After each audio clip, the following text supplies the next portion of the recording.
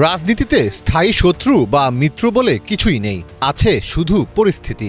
আর সেই পরিস্থিতির চাপেই এবার দিল্লির হাত ধরতে বাধ্য হচ্ছেন কলকাতার দিদি। পশ্চিমবঙ্গে যখন নিজের দলের বিধায়ক আর কাউন্সিলরদের নজিরবিহীন বিদ্রোহের আগুনে পুড়ছে তৃণমূলের ঘর, ঠিক তখনই দিল্লির দরবারে হাজির মমতা বন্দ্যোপাধ্যায়।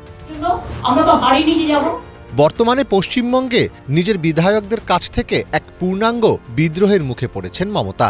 মার খাচ্ছেন তার দলের কাউন্সিলর ও স্থানীয় নেতারা। এমন সংকটময় পরিস্থিতিতে মমতা বন্দ্যোপাধ্যায় এবং তার ভাইপো অভিষেক বন্দ্যোপাধ্যায় দিল্লিতে বিরোধী জোট ইন্ডিয়ার বৈঠকে যোগ দিয়েছেন। ৮ জুন দিল্লির কনস্টিটিউশন ক্লাবে বিরোধী জোট ইন্ডিয়ার একটি মেগা বৈঠক হয়। সেখানে সশরীরে উপস্থিত ছিলেন মমতা ও অভিষেক। পরদিন দিল্লির বিখ্যাত জনপথ বাংলায় সোনিয়া গান্ধীর বাসভবনে মমতা বন্দ্যোপাধ্যায় একটি একান্ত বৈঠক করেন। ১০ জুন পুনরায় জনপথে রাহুল গান্ধীর সঙ্গে তৃণমূলের সর্বভারতীয় সাধারণ সম্পাদক অভিষেক বন্দ্যোপাধ্যায়ের একটি হাই প্রোফাইল বৈঠক অনুষ্ঠিত হয়। জানা গেছে তাদের আলোচনার মূল বিষয়বস্তু ছিল তৃণমূলের ভবিষ্যৎ এবং জোটের রাজনীতি।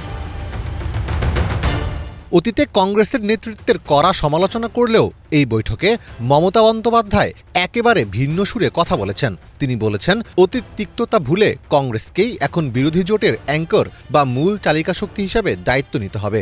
সোনিয়া গান্ধী ও মমতা বন্দ্যোপাধ্যায়ের একে অপরকে জড়িয়ে ধরার উষ্ণ ছবি শেয়ার করে কংগ্রেস বার্তা দিয়েছে যে বিপদের দিনে তারা পুরনো সম্পর্ককে পুনরুজ্জীবিত করছে। গত ৪ মে নির্বাচনের ফলাফল প্রকাশের পর সবকিছু এক ঝটকায় বদলে গেছে। পশ্চিমবঙ্গে এবার আছড়ে পড়েছে প্রবল বিজেপি ঝড়। ২৯৪ আসনের রাজ্য বিধানসভায় তৃণমূল মাত্র ৮০টি আসনে সংকুচিত হয়ে পড়েছে।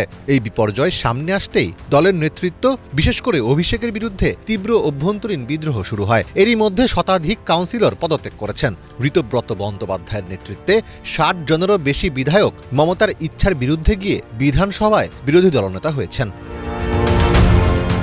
নয়াদিল্লির প্রবীণ সাংবাদিকদের বরাত দিয়ে ইন্ডিয়া টুডে জানিয়েছে, কংগ্রেসের পক্ষ থেকে সোনিয়া গান্ধী মমতাকে দুটি নির্দিষ্ট প্রস্তাব দিয়েছেন। একটি হল মমতা বন্দ্যোপাধ্যায়কে কংগ্রেসের জাতীয় সহসভাপতি করা হবে, অপরটি হল অভিষেক বন্দ্যোপাধ্যায়কে দেওয়া হবে কংগ্রেসের জাতীয় সাধারণ সম্পাদকের পদ। এর বিপরীতে অভিষেকের পক্ষ থেকেও কিছু প্রস্তাব রাখা হয়েছে, যার মধ্যে অন্যতম হল মমতাকে রাজ্যসভায় পাঠানো এবং মল্লিকার্জুন খার্গের পরিবর্তে তাকে উচ্চকক্ষের বিরোধী দলনেতা হিসেবে ঘোষণা করা।